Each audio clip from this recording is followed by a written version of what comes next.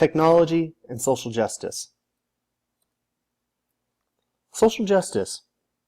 What is social justice, and how does it affect our classrooms? First, social justice is poverty and other inequalities in our society. So in education, that means that some students and schools have more access to technology than others. This creates a digital divide between those that have and those that do not.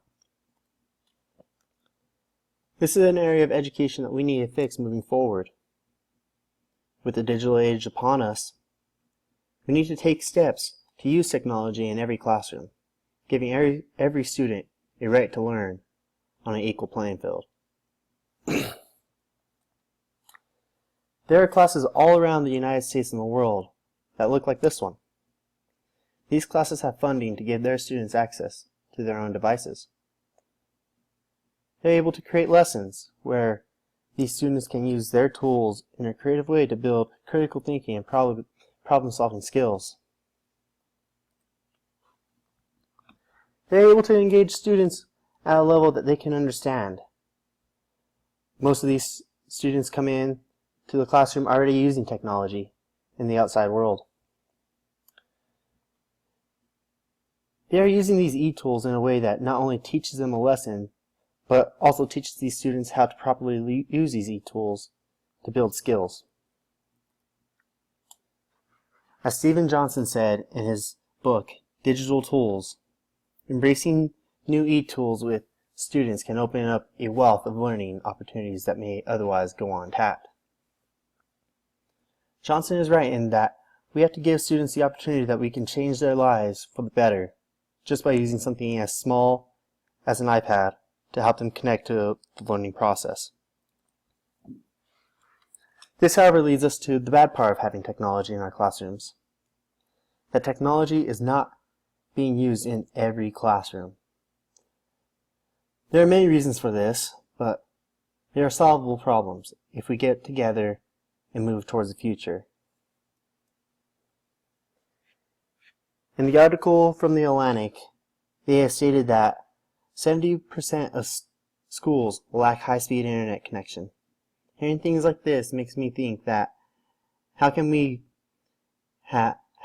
this greatly limit the students' ability to use these e-tools that we're trying to implement in our classrooms? It's becoming clear that the tools meant to level the playing field has done the opposite. It has created a bigger divide than before.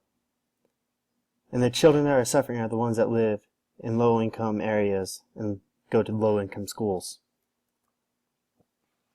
This brings us to the reason why low-income areas are without technology in their classrooms. And it comes back to funding. The high-poverty schools tend to get less funding than their peers. And then in the image, you can see that the percentage of public school students who attend high-poverty schools. This relates back to that there is a high percentage of these schools that don't have technology in their classrooms that they need for their students. A report done by the Huffington Post interviewed U.S. Education Secretary Arne Duncan, and this is some of their research. This map shows where funding inequalities are the worst. The map shows areas affected by state and local funding differences. The negative percentages indicate high poverty schools receiving less funding than the low poverty schools. This map shows funding disparities after federal dollars are taken into consideration. Pennsylvania has the worst funding disparities between low and high income schools. The state's poorest school districts receive 33% less state and local funding than the rich schools. It seems that the children who need it the most seem to be getting less and less, and the children who need the least are getting more and more.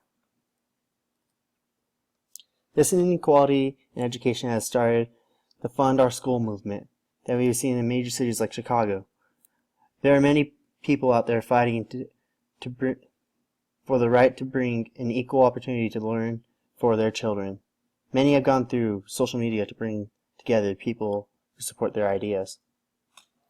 Social media has played a big role in bringing to light social justice across the nation in the last few years.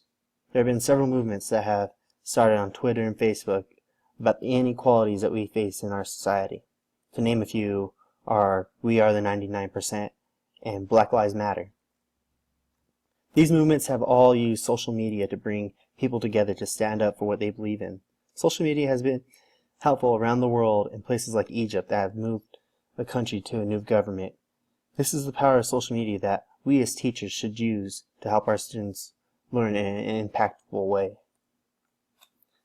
With that being said, I think that we can agree that technology has become a part of everyday lives, and we as teachers need to understand the students who are stepping into our classrooms. This slide shows an infographic from Bernstein. It has tons of information on how the brains of today's students learn, and we as teachers can take this type of information to create a learning environment for our students. For example, the infographic states that people unlock their smartphones up to 9 times an hour. We as teachers can use this information to understand our students better. After understanding our students, we can move to how classrooms can be turned into 21st century classrooms. This is another infographic provided by Open Colleges.